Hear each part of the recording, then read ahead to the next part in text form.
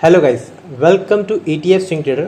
आज के इस वीडियो में हम लोग ITBs के ऊपर बात करेंगे। पहले एक बार हम लोग अपने ज़ीरोधा के अकाउंट में जो ETFs हैं उसका एक बार फटाफट से एनालाइज कर लेते हैं, फिर हम लोग ITBs को देखेंगे।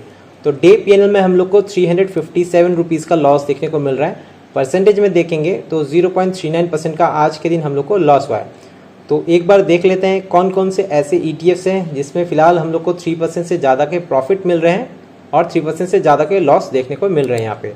तो सबसे पहला ETF मो निफ्टी 500, इसमें हम लोग को जो प्रॉफिट है 4.80 का यहाँ पे देखने को मिल रहा है। नेक्स्ट ETF निफ्टी 20, जिसमें कि हम लोग का प्रॉफिट 4.50% का देखने को हम लोग को मिल रहा है। तीसरा ETF PVT BANI ETF, इसमें हम लोग का जो प्रॉफिट है 3.35% का देखने को यहाँ मिल रहा है और बाकी जितने भी ETFs है ये फ़िलहाल 3% से कम इसमें प्रॉफिट है। तो एक बार चलते हैं, देख लेते हैं कौन कौन से ऐसे ETFs हैं जिसमें फ़िलहाल के समय हम लोग को 3% से ज़्यादा के लॉसेस हो रहे हैं। तो पहला ETF PSU बैंक 20, जिसमें कि हम लोग का लॉस 4.33% का देखने को मिल रहा है। Next ETF PSU bank I ETF, इसमें हम लोग का जो लॉस चल रहा है 3.21% का देखने को मिल रहा है। बाकी जितने भी ETFs है वो 3% से कम गिरे हुए हैं।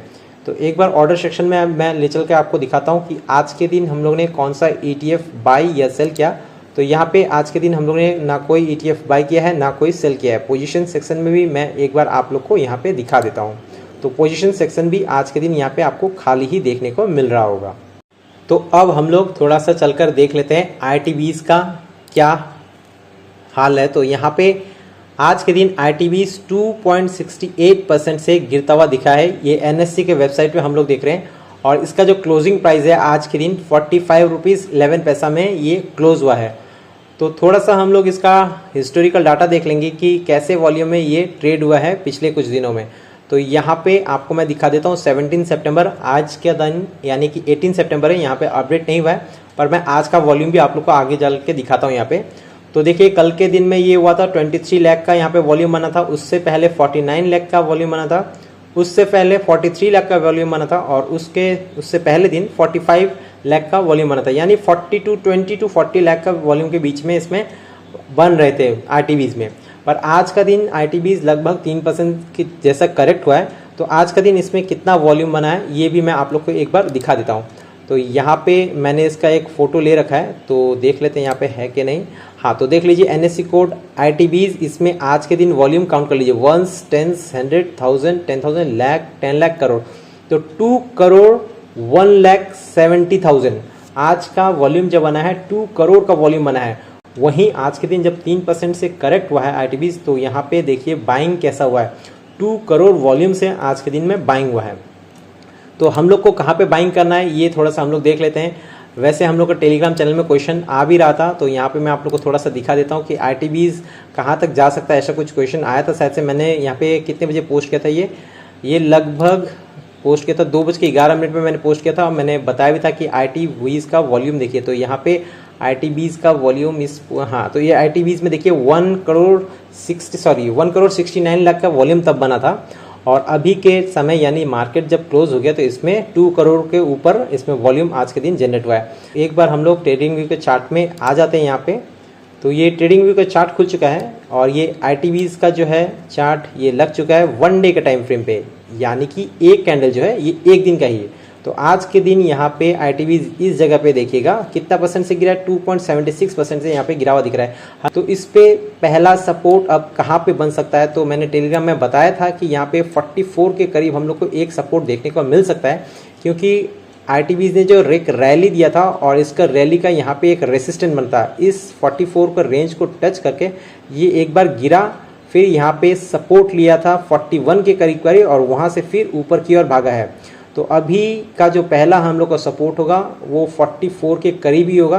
तो एक भाई ने पूछा था कि 44 तक आएगा क्या, तो देखिए ये तो कोई बोल नहीं सकता कि आएगा कि नहीं आएगा, पर हम लोग जो है अपने रूल को और जो है स्ट्रेटजी को उसको फॉलो करेंगे। 44 में आएगा तो ही हम लोग बाइंग करेंगे और यहाँ से भी टूटता है। हमेशा ये ध्यान में रखिएगा कि जब भी आप कोई भी नया ETF बाइंग करते हैं तो उसको कम से कम 3-4 बार बाइंग करने का आपका कैपिटल होना चाहिए आपके पास, क्योंकि यहाँ पे आपने बाइंग के सोचिए फर्स्ट सपोर्ट में हम लोग ने बाइंग कर लिया उसके बाद मार्केट गिरेगा तो क्या करेंगे, आप दोबारा एवरेजिंग नहीं करेंगे, आपको एवरेजिंग के लिए भी पैसे बचा के रखने हैं। तो फर्स्ट सपोर्ट हम लोग का 44 के करीब होगा और उससे अगर टूटता है तो यहाँ पे जब ब्रेकआउट हुआ था इस रेसिस्टेंट का और दोबारा से आके यहाँ पे सपोर्ट लिया था, तो हम लोग का नेक्स्ट होगा 41 रुपीज़ 50 पैसे के करीब करीब नेक्स्ट सपोर्ट होगा।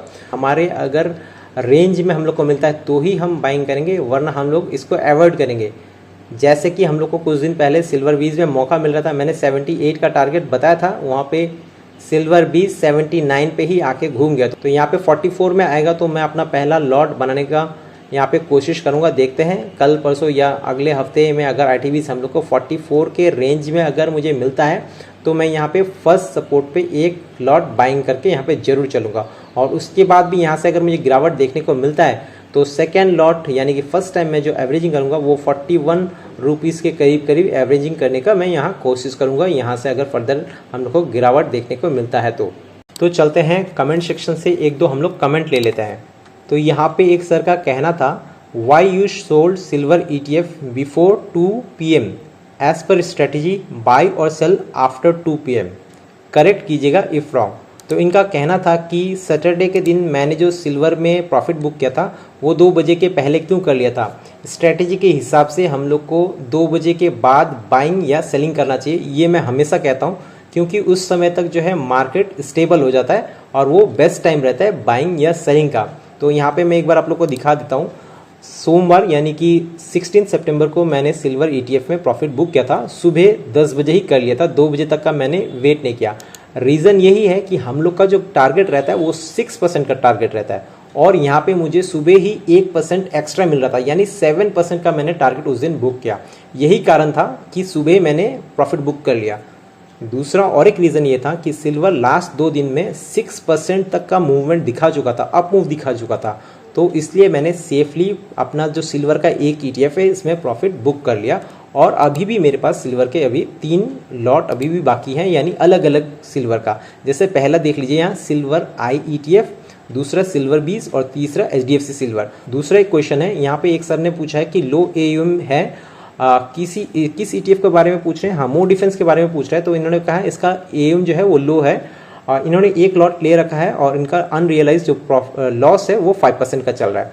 तो देखिए, ये मैं कहूँगा सब अपने ट्रेडर भाई को कि जिनका लॉट साइज बड़ा है वो लोग ETF न्यू ETF जो है उसमें इन्वेस्ट या तो ना ही करें, क्योंकि देखिए आपको जो कोई भी जो ETF नया लिस्ट होता है मार्केट में उसका AUM एक तो छोटा रहता है और उसमें आपको लिक्विडिटी का इश्यू हो सकता है। आप जब बाइंग करेंगे हैवी कैपिटल से तो आपको बाइंग में भी प्रॉब्लम आएगा और सेलिंग में भी प्रॉब्लम आएगा। तो इससे अच्छा ये रहेगा कि आप उस ETF में बाइंग कीजिए ही मत, उसको अवॉइड कीजिए, न्यू ETFs को आप अवॉइड कीजिए। और अगर आपको इन्वेस्ट करना ही है, मान लीजिए आपका एक लॉट 1 लाख है, तो अगर आपको इन्वेस्ट करना ही है तो हार्डली आप 10,000 ही इन्वेस्ट कीजिए, बाकी उस पर रहने दीजिए। बस उसको देखिए, वेट एंड वॉच कीजिए, जब इसमें वॉल्यूम इंक्रीज़ हो जाएगा तब आप आराम से इसमें ट्रेड कर सकते हैं। मार्केट आपको आगे भी बहुत सारे मौके देते रहेंगे। होप आप लोग का जो डाउट था उसको मैंने क्लियर कर पाया हूँ। अगर अभी भी आपका डाउट अगर क्लियर नहीं हुआ है तो कमेंट सेक्शन खुला हुआ है, आराम से वहाँ पे आप क्वेश्चन कर सकते हैं, या तो टेलीग्राम चैनल में आके भी आप लोग क्वेश्चन कर सकते हैं। तो वीडियो अगर पसंद आएगा तो वीडियो को लाइक कर दीजिएगा, दोस्तों के साथ शेयर कर दीजिएगा। मिलते हैं कल और एक वीडियो के साथ, तब तक के लिए बाय एंड टेक केयर।